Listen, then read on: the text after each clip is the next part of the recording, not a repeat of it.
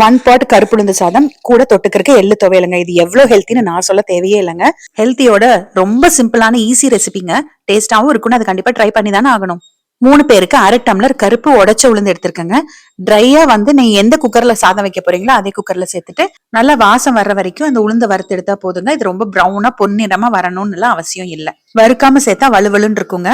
இப்ப இதை அடுப்புல இருந்து இறக்கி வச்சுட்டு வறுத்த உளுந்தோட 1/2 டம்ளர் அளவுக்கு அரிசி நான் சேர்க்கிறேன். நல்லா கழுவிட்டு அதுக்கப்புறமா 6 டம்ளர் தண்ணி சேர்க்கிறேங்க. 1/2 டம்ளர் அரிசி 1/2 டம்ளர் உளுந்து மொத்தம் 2 டம்ளர். 2 டம்ளருக்கு 6 டம்ளர் தண்ணி. இது நீங்க இப்படியே 1/2 மணி நேரம் ஊற வச்சுட்டு கூட அடுப்புல ஏத்திக்கலாம்.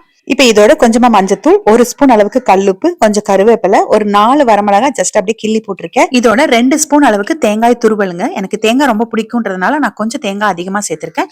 நீங்க 2 ஸ்பூன் சேர்த்துக்கிட்டா போதும். இல்ல என்ன மாதிரி உங்களுக்கு தேங்காய் பிடிக்கும்னா நீங்க கொஞ்சம் சேர்த்துக்கோங்க. ஒரு சின்ன குழிக்கரண்டியில ஒரு குழிக்கரண்டி அளவுக்கு நல்லெண்ணெய், அதாவது 2 டேபிள் ஸ்பூன் நல்லெண்ணெய் அப்படியே ஊத்தி விட்டுறேன். இது நம்ம வதக்கவோ இல்ல தாளிக்கவோ எதுவுமே தேவையில்லைங்க. அவ்வளவுதாங்க இதுக்கு தேவையான இன்கிரீடியன்ஸ். இதை அப்படியே கலந்து விட்டுட்டு குக்கர் மூடி வச்சுட்டு நீங்க எப்பவும் வெரைட்டி ரைஸ் எப்படி வேக வைப்பீங்களோ அப்படி வேக வச்சுக்கோங்க. நான் எப்பயுமே ஆவி வந்ததுக்கு அப்புறமா சிம் பண்ணிட்டு வெயிட் போட்டுட்டு 15 நிமிஷம் வச்சுக்குவேன். இப்ப துவையலுக்கு நான் கருப்பெல் எடுத்ததுனால நல்லா கழுவி எடுத்திருக்கேன். சும்மா ஒரு கையளவுக்கு எடுத்திருக்கேன். நல்லா சிம்ல வச்சு நல்லா வறுத்து விட்டுக்கணுங்க.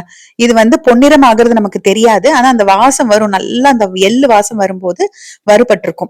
இது கூட 2 வரமிளகா, ஒரு துண்டு புளி, கொஞ்சமா தேங்காய், ஒரு கைப்பிடி அளவுக்கு தேங்காய் துருவியோ இல்ல வெட்டியோ சேர்த்துட்டு 1/2 ஸ்பூன் உப்பும் சேர்த்துட்டு நல்லா ஒரு 2 நிமிஷம் வறுத்து விட்டுட்டு ஆஃப் பண்ணிட்டு நல்லா ஆறினதுக்கு அப்புறமா மிக்சியில போட்டு எடுத்துக்கோங்க. நீங்க கருப்பெல்லுக்கு பதிலா வெள்ளை எள்ளு சேர்த்து கூட இந்த சட்னி பண்ணலாங்க. கருப்பெல்லுல நிறைய மண் இருக்கும், அதனால நான் கழுவி சேர்த்திருக்கேன். வெள்ளை எள்ளா இருந்தா நீங்க அப்படியே வறுத்துக்கலாம். இப்ப குக்கர்ல நல்லா ஆவி இறங்கி ரெடி ஆயிடுச்சு சாதம். ஓபன் பண்ணி பாத்துக்கலாம். சூப்பரா வெந்திருக்குங்க பாருங்க. நல்லா உதிரியா கிடைக்கும். உளுந்துங்கிறதுனால குழஞ்சு ஒரு மாதிரி கொலக்கொலான்னு இருக்குமோ அப்படியெல்லாம் நீங்க யோசிக்காதீங்க. நம்ம வறுத்து சேர்த்திருக்கோம். கரெக்டான தண்ணி ப்ரொபோர்ஷனோட சேர்த்துனீங்க அப்படின்னா சூப்பரா கிடைக்கும். அவ்வளவுதாங்க, இந்த சாதம் ரெடி ஆயிருச்சு.